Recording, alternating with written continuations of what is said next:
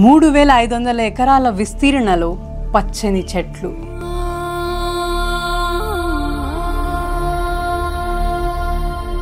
ప్రకృతి సహజ సిద్ధమైన జలపాతాలు,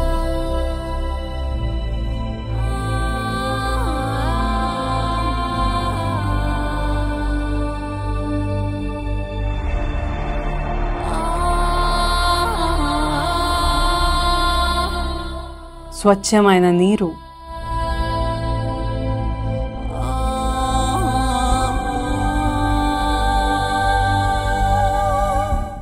వీటిని మధ్యలో ఏనుగులకి ఒక జకూజీ, అంటే ఏనుగులు స్నానం చేస్తూ ఉంటే వాటి చుట్టూ 250 పవర్ జెట్స్ నుంచి వాటర్ పడతా ఉంటే,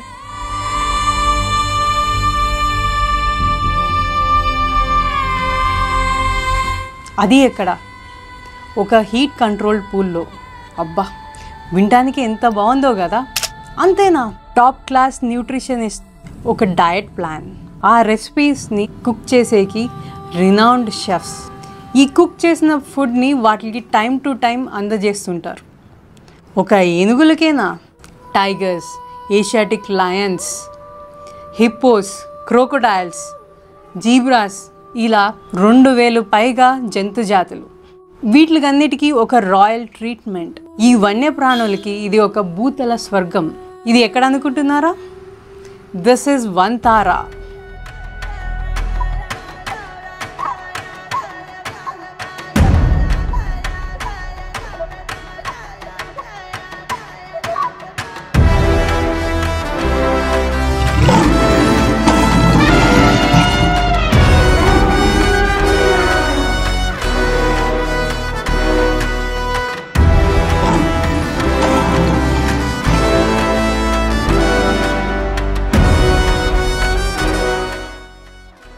yes, it is in Vantara. జామ్నగర్లో అనంత్ అంబానీ గారు ఒక ప్రైవేట్ రెస్క్యూ సెంటర్ని ఎస్టాబ్లిష్ చేశారు. అదే వంతారా. ఈ జబ్బులతో బాధపడే జంతువుల్ని, వన్యప్రాణుల్ని లేదా గాయాలతో కానీ సర్కస్లో ఇల్లీగల్గా యానిమల్స్ని యూజ్ చేస్తూ ఉంటారు కదా, వాటిల్ని వీళ్ళు రెస్క్యూ చేసి ఇలాంటి లగ్జరియస్ సెటప్లో వాటిని ఉంచి వాటి బాగోగులు చూస్తూ ఉంటారన్నమాట. దీన్ని ఫిబ్రవరి 26, 2024లో మోదీ ఇనాగరేట్ చేశారు.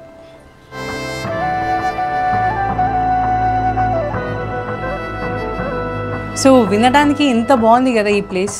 యానిమల్స్కి ఒక లగ్జరియస్ ట్రీట్మెంట్, రెస్క్యూ చేసిన యానిమల్స్, వాటి ప్రొటెక్షన్, వాటికి కావాల్సిన హ్యాబిటేట్ వీళ్ళు క్రియేట్ చేసి వాటిని చూసుకుంటున్నారు.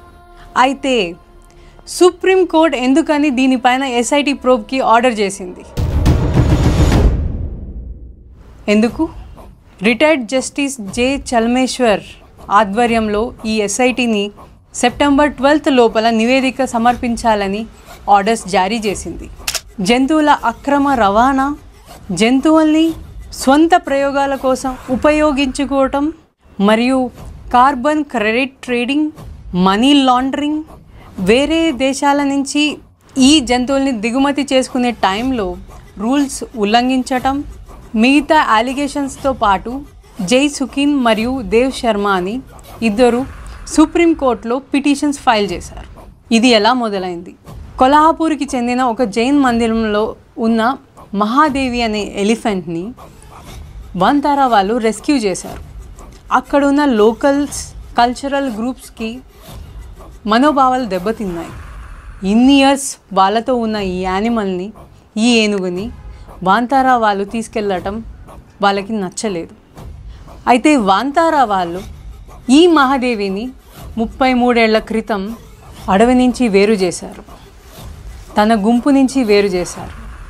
ఇప్పుడు అది ఆర్థరైటిస్తో, జాయింట్ పెయిన్స్తో, రాటన్ ఫుడ్తో బాధపడుతుంది అని బాంబే హైకోర్టులో వీళ్ళు అప్లై చేసి పర్మిషన్స్ తీసుకుని వంతారాకి మూవ్ చేశారు.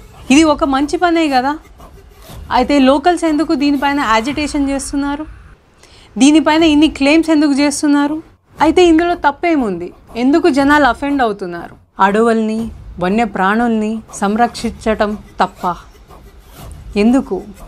ఇవే కాకుండా వంతారా చుట్టూ ఎన్నో ప్రశ్నలు చుట్టుముట్టాయి.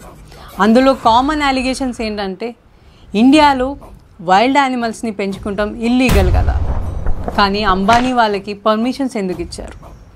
అంటే డబ్బు ఉంటే పర్మిషన్స్ వచ్చేస్తాయా? యాక్చువల్లీ యానిమల్ ప్రొటెక్షన్ యాక్ట్ ప్రకారం మనం ఈ హెల్ప్లెస్ యానిమల్స్ని దత్తత తీసుకొని వాటిని మనం ప్రొటెక్ట్ చేస్తామని, వాటికి తగ్గ ఎన్విరాన్మెంట్ క్రియేట్ చేస్తామని పర్మిషన్స్ తీసుకుని మనం వాటిని సంరక్షించవచ్చు. సో వాళ్ళేమీ ఇల్లీగల్గా ఇది చేయట్లేదు. సెకండ్ పాయింట్ ఏంటంటే, ఇండస్ట్రీస్ పక్కన వాంతారాన్ని పెట్టారు కదా, వాటి నుంచి వచ్చే పొల్యూషన్ ఈ యానిమల్స్కి ఎఫెక్ట్ అవుతుంది కదా అనేది ఇంకొక వాదన. ఇన్ని లక్షల ట్రీస్ ప్రొడ్యూస్ చేసే ఆక్సిజన్ వలన ఆ పొల్యూషన్ అనేది ఏమీ అఫెక్ట్ చేయలేదు. ఇవన్నీ very normal, very casual allegations. దీనికి మించిన ఎవరికీ తెలియని చీకటి కోణం చాలా ఉంది.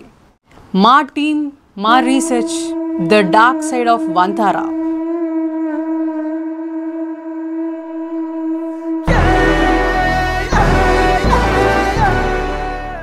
This is very big than your imagination. మన ఊహలకి అందనంత బిజినెస్ ఇందులో దాగుంది. ఇది అలిగేషనా? ఇది నిజమా?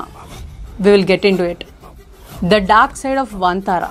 ఇది ప్రతి వాళ్ళకి తెలవాల్సిన నిజం. ఇది ఒక అలిగేషన్ మాత్రమే కాదు.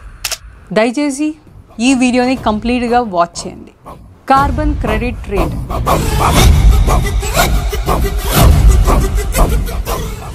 మీలో చాలామందికి ఈ కార్బన్ క్రెడిట్ ట్రేడ్ గురించి ఒక ఐడియా ఉంటుంది కదా. అయితే నేను ఒక బ్రీఫ్ చెప్తాను దీని గురించి. మనం వాడే ప్రతి వస్తువు, అంటే ఒక మొబైల్ ఫోన్ వాడినా, బైక్ వాడినా, లేదంటే ఏది వాడినా కూడా మనం కార్బన్ డైఆక్సైడ్ అనేది రిలీజ్ చేస్తూ ఉంటాం.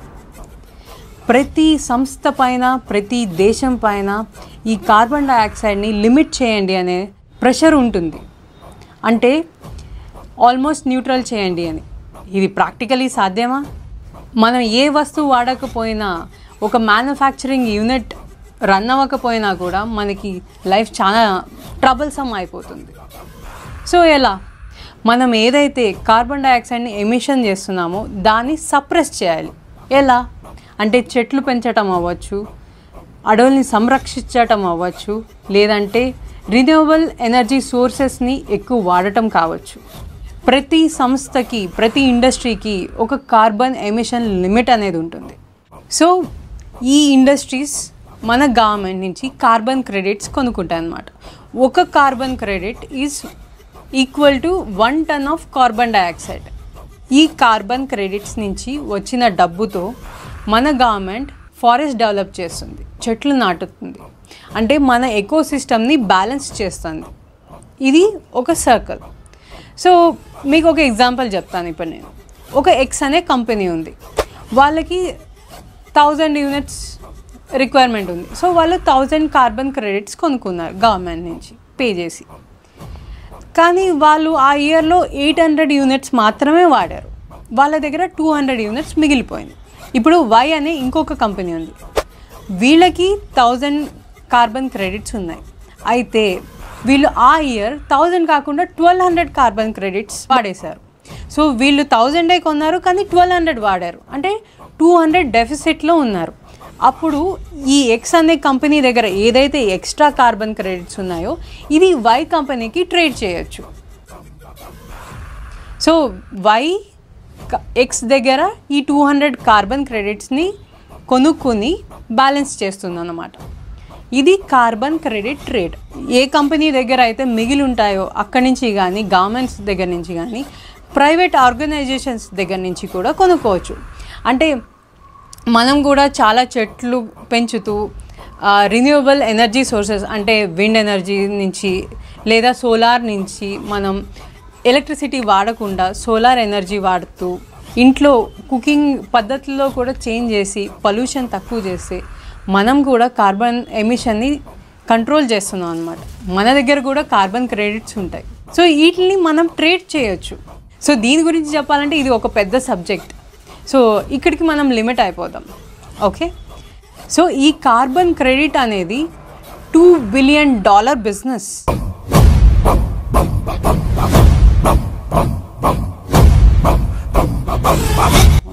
ట్వంటీ 2026 నుంచి ఇండియాలో కూడా కార్బన్ క్రెడిట్ ట్రేడ్ అనేది ఒక పెద్ద మార్కెట్ ఓపెన్ అవుతుంది. It's a very big market for carbon credit trade. ఇంట్రొడక్షన్లో చెప్పాను కదా, 3500 ఎకరాల్లో పచ్చని చెట్లు ఎవరి దగ్గర ఉన్నాయి? ఎవరి దగ్గర కార్బన్ క్రెడిట్స్ ఉన్నాయి? వాంతారా దగ్గర. అర్థమైందా? Second point, exotic and endangered species. వాంతారాలో దాదాపు 150,000 యానిమల్స్ ఉన్నాయి. ఇందులో 30,000 యానిమల్స్ని 29 డిఫరెంట్ కంట్రీస్ నుంచి వాళ్ళు ఇంపోర్ట్ చేసుకున్నారు. అంటే అక్కడ జబ్బులతో బాధపడుతున్నాయి, మేము ట్రీట్మెంట్ చేస్తాము, మేము వీటిని రెస్క్యూ చేసి చాలా బాగా చూసుకుంటాము, మా దగ్గర ఇన్ఫ్రాస్ట్రక్చర్ కూడా ఉంది అని ఆ యానిమల్స్ని వీళ్ళు వేరే వేరే కంట్రీస్ నుంచి వాంతారాకి తెప్పించుకున్నారు. Okay, we appreciate it. అయితే వీటితో పాటు మీరెందుకు బ్రీడింగ్ సెంటర్స్ నుంచి కూడా యానిమల్స్ని తెప్పించుకుంటున్నారు?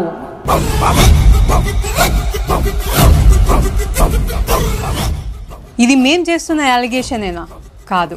సౌత్ ఆఫ్రికాలో వైల్డ్ యానిమల్ ప్రొటెక్షన్ యాక్టివిస్టులు డిఫరెంట్ గ్రూప్స్ కలిసి wild animal protection forum of South ఆఫ్రికాతో పాటు సౌత్ ఆఫ్రికన్ గవర్నమెంట్ పైన ఒక ప్రెషర్ క్రియేట్ చేశారు. వాంతారాలో ఏం జరుగుతుందో మాకు తెలవాలి, ఈ బ్రీడింగ్ సెంటర్స్ నుంచి యానిమల్స్ ఎందుకు మూవ్ చేస్తున్నారు, ఈ ఎండేంజర్డ్ మళ్ళీ ఎగ్జాటిక్ యానిమల్స్ని మూవ్ చేయాల్సిన అవసరం ఏంటి, ఫైండ్ అవుట్ చేయమని కోరారు. దీనిపైన డెక్కన్ హెరాల్డ్లో, ద ట్రైబ్లో, ద ట్రిబ్యూన్లో ఆర్టికల్స్ వచ్చినాయి. మనీతో, పవర్తో ఆ ఆర్టికల్స్ని డిలీట్ చేయించారు. ఒక సౌత్ ఆఫ్రికాలోనే కాదు, లాస్ట్ ఇయర్లోనే దీనిపైన డార్క్ సైడ్ ఆఫ్ వాంతారా అని పెద్ద ఆర్టికల్ రిలీజ్ చేశారు.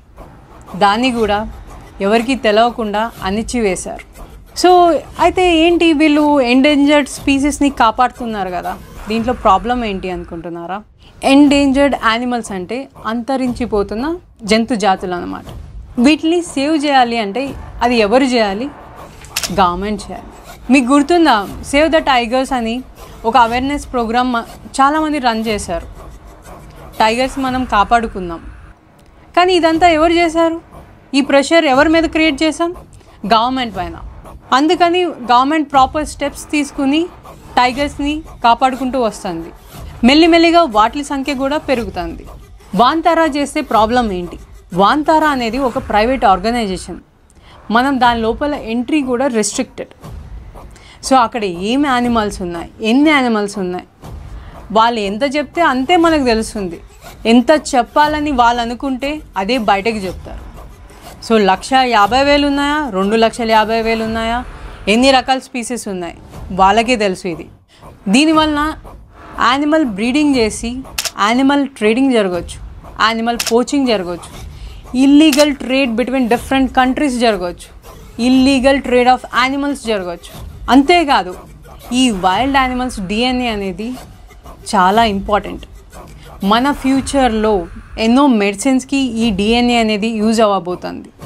అంతేకాదు ఈ డిఎన్ఏ క్లైమేట్ టెక్లో కూడా యూజ్ చేస్తారు. అంటే ఈ డిఎన్ఏ యూజ్ చేసుకొని మన ఎకోసిస్టమ్ ఎంత బ్యాలెన్స్డ్గా ఉంది అని రీసెర్చ్ చేయడానికి ఇది చాలా యూస్ఫుల్ అవుతుంది. సో ఈ ఎగ్జాటిక్ స్పీసీస్, ఎండేంజర్డ్ స్పీసీస్, ఇన్ని రకాల స్పీసీస్ ఎవరి దగ్గర ఉన్నాయి? వాంతారా దగ్గర ఉన్నాయి. వాంతారా కంట్రోల్లో ఉన్నాయి. మనీ లాండరింగ్,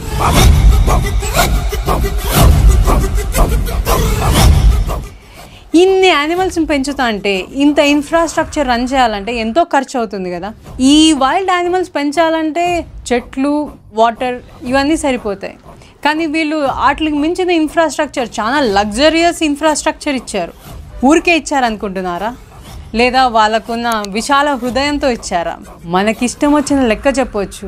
అంటే బ్లాక్ టు వైట్ కన్వర్జేషన్ జరగవచ్చు, మనీ లాండరింగ్ జరగవచ్చు కదా. Doesn't it make sense? Think once. Purest water form reserves, స్వచ్ఛమైన నీటి వనరులు.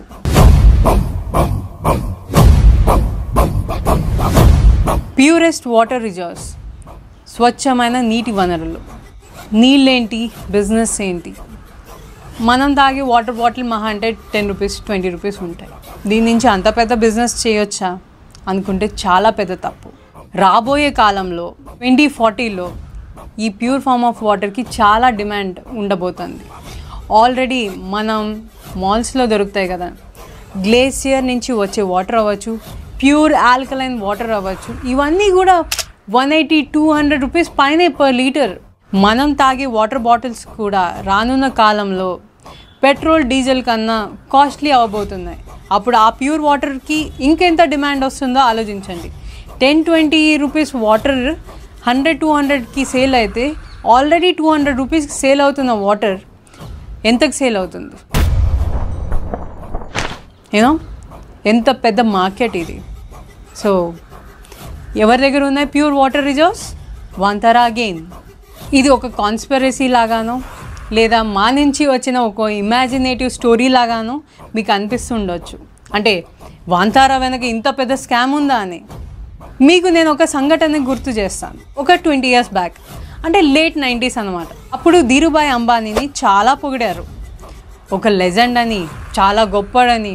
ఎందుకంటే బిఎస్ఎన్ఎల్ ఇన్కమింగ్ కాల్స్కి 3 రూపీస్, అవుట్ గోయింగ్ కాల్స్కి అరౌండ్ 6 రూపీస్ ఛార్జ్ చేస్తున్న టైంలో 1 రూపీకే ఫోన్ ఇచ్చారు. Free incoming outgoing calls ఇచ్చారు. అప్పటి వరకు ఇంటికి ఒక ఫోన్ ఉంటే ప్రతి మనిషికి ఒక ఫోన్ వాడటం మొదలుపెట్టారు. మన కష్టాల్లో నుంచి ఎదిగిన వాడు కదా ధీరుభాయ్ అంబానీ. మన కష్టాలు తెలుసుకుని మనకి ఇంత పెద్ద హెల్ప్ చేశారు అని అందరూ భావించారు. ఇంటర్నెట్ యాక్సెస్ గురించి తెలవని టైంలో ఫ్రీ ఇంటర్నెట్ ఇచ్చారు.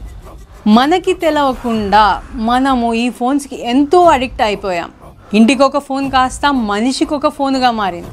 కొంతమందికి అయితే 1-2 ఫోన్లు ఉండేవి. వాళ్ళకి కావాల్సినంత మార్కెట్ ఏర్పడిన తర్వాత వాళ్ళకి ఇష్టం వచ్చినంత రీఛార్జ్ ప్లాన్స్ని తెచ్చారు. ఫ్రీ కాస్త రేట్స్ ఎక్కడికో వెళ్ళిపోయినాయి. ఇలా మనకి తెలవకుండా మన బిఎస్ఎన్ఎల్ని చంపేశారు, ఆల్మోస్ట్ చంపేశారు. అప్పట్లో కూడా చాలామంది మాలానే బయటకు వచ్చి మాట్లాడారు, ప్రైవేటైజేషన్ చేయొద్దు అని. మనం రియాక్ట్ అయ్యే లోపే ఇదంతా జరిగిపోయింది. ఇప్పుడు వాంతారా విషయం కూడా ఇంతే. ఇది ఒక జంతు సంక్షేమ కేంద్రం అయితే దీని చుట్టూ money laundering, animal poaching, carbon credit trading, ఇన్ని ప్రశ్నలు ఎందుకు చుట్టుముట్టాయి ఒక్కసారి ఆలోచించండి. ఇప్పుడు ప్రశ్నించకపోతే నేచర్ పైన కూడా వీళ్ళ ఆధిపత్యమే కొనసాగుతుంది. టెలికమ్యూనికేషన్, పెట్రోకెమికల్స్, తర్వాత రీటైల్ చైన్, వీటిల్లో ఆల్రెడీ అంబానీ వాళ్ళ ఆధిపత్యం ఉంది. ఇప్పుడు నేచర్ పైన కూడా వాళ్ళ కన్ను పడిందా? వాళ్ళు దీనిపైన కూడా ఆధిపత్యం సాధించాలని స్టార్ట్ చేసిన ప్రాజెక్టే వాంతారానా? క్వశ్చన్ చేయండి, ప్రశ్నించండి. ప్రశ్నించటం మన హక్కు, జవాబు ఇవ్వటం వాళ్ళ బాధ్యత. Let's raise our voice. Raise your voice. Thank you.